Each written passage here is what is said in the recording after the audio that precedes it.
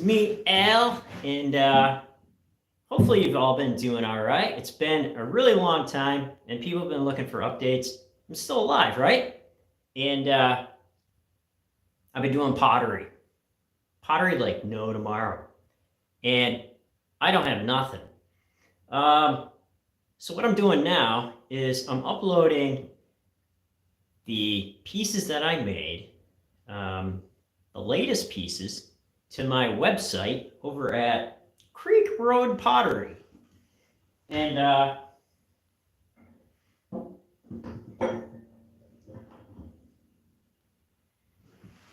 I named the pottery Creek Road Pottery because I live on Creek Road. And I've been doing the pottery now for probably about 6 years. And I just came out with about 30 of these Woodwick candle cups. And I've been taking images of them and loading them to my website for all the Creek Road Pottery people to buy. So it's been going pretty well, and I really enjoy doing it. So I don't know if I have any updates. For those of you on my channel who used to watch for religion and mythology and all that, I still do a little bit of that reading. And Joseph Campbell has been a huge influence on me business-wise. And because I run a story-based business model and a permission-based model. So which means I show what I do, and I don't really do any kind of direct marketing. And I really like doing that because it's more intimate with the customer. You get to know them, and also it's really good for building community and having your customers support you rather than just constantly hitting them with sales, right? Hey, Jordan. So it's good to see everybody on. So I wanted to give some updates on some people that I used to watch, right? And then they came back. It's pretty amazing. So the Backyard Professor. He used to be a Mormon apologist, really passionate, and I used to disagree with him, but he was so passionate about the literature, and we loved some of the same literature. Now he's come back as a historian, and he's really thinking about things. He had a faith crisis probably about 5 or 6 years ago. I didn't see anything out of him. I was kind of worried about it. I got in contact with his wife, and I sent them some mugs, and lo and behold, he was just playing chess and taking a break. And so I've been watching the Backyard Professor and some of his new religion research videos and history, and he's all over it like a bad suit. So I really appreciate what he's doing, and it's great to see the Backyard Professor come out swinging, you know. Bart Ehrman used to say that an apologist is simply an evangelist posing as a historian. And the Backyard Professor's now on the historian side. And it's great to see him. So, another thing, Robert Price, another outsider kind of fringe biblical scholar. The guy's brilliant if you hear him talk about mythology and its relationship to religious beliefs and ritual and symbolism and all of that. He was just kicked off a podcast platform for his religious, his political beliefs. So it's kind of hard if you're wearing your political beliefs on your sleeve. And so I compartmentalized. If you grew up in the 80s and 90s with the Ronald Reagan and the moral majority and Promise Keepers and that whole thing, you can compartmentalize and give people slack, right? So a lot of people aren't used to such polarized views, and they have a hard time compartmentalizing. So I'm able to do that.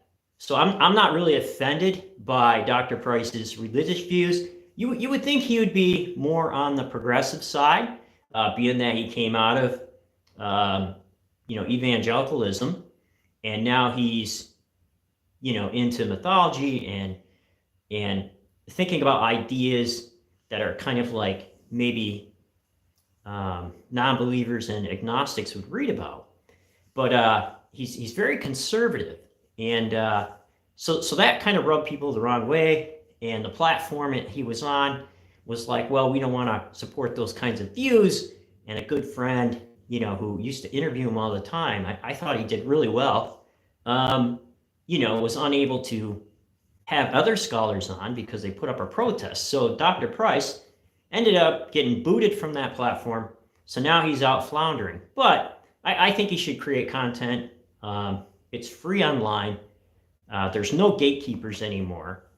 And he should just go to it. And then the people who care would watch him. So I'm not a Republican. I'm not a Trumper.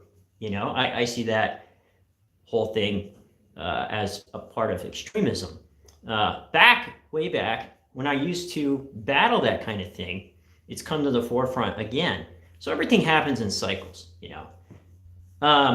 So there's leftist extremists and there's far right extremists, but you're allowed to compartmentalize. And a lot of these guys are brilliant, even though they might be, according to some, not in a very good spot politically. I don't know. So, but if you listen to Dr. Price talk about history and mythology and early Christianity and almost any religion, really, he's really good at drawing comparisons, and I really enjoyed his scholarship. So I really don't care what he thinks politically. And just like the preacher who used to pound the lector way back when I attended evangelicalism, my grandfather said that, when they start talking politics, that's the part where you don't need to listen.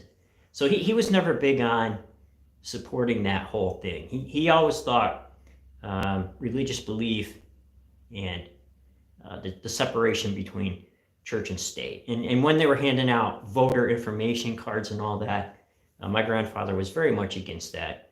And he said that when you're sitting in church and you have your Bible open and the preacher goes off in some tangent, that part right there you can not believe because, that's not coming from anything God-wise. And it's mainly his personal opinion. So, I took that and that helped me in my mind compartmentalize a lot of things. So, anyways, so that's some updates. So, what's been going on at the Pottery? So I had my spring show, and that went pretty well. A lot of locals came by, so I'm on local trails.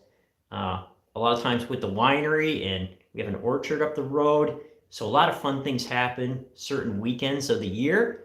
And I make a lot of pots, and I put them out there. And so I just came out with these little guys here. They could be shaved scuttles, or, I'm getting some nice browns out of the gas kiln. And, I'm kind of working on getting some other pieces done. And so I've been doing that. And I've been reading a lot of Seth Godin for marketing. I love his marketing stuff, and also the business story brand with Donald Miller. Donald Miller was heavily influenced by Joseph Campbell, so I could really identify with that. And he's also influenced by Viktor Frankl, Man's Search for Meaning, and it's huge. So I took Seth Godin and his ideas and Donald Miller, and I'm trying to build the Creek Road Pottery community with a lot of community development and product development and thinking about products that people can use in their homes, having them help me design those things, right? So it's not just a casserole dish. It's something that they helped me do. And then when they use it, right, you can show up for dinner with them when they use the piece. And when they send back images, it just warms my heart that they would care to use it.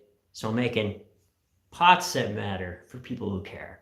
And I'm not trying to sell to everybody. I could care less. People who sell to everybody sell in Walmart, but this is more niche and more home decor things, more local, right? So I do a little bit online, but the majority of the income from the pots come from the local community, and it's kind of nice. You can come down to your local pot dealer, right, and you can buy a handmade mug, and it's made right here in the gas kilns. So what else I've been doing? I still work full time, and I'm at the paper factory, and I've been there for, let's see, 15 years, and so that's been going pretty well, and I find it really interesting. So tonight, I think the BYP, the Backyard Professor, is on. He should be live talking about Dead Sea Scrolls and Mormonism. And he was going over the Book of Breathings and the Book of Abraham and how it was all mistranslated by the good Joseph Smith, who had no idea what he was talking about when he was translating hieroglyph, because he didn't know hieroglyph, right? So if you want to catch that, you can go over and watch the BYP. He should be on live right now. And again, he's having some really awesome programs over there. But I need to get taken images of some of these candles and get them uploaded to the website. And I had some, some bowls that I wanted to upload. Here's one here, some cereal bowls. And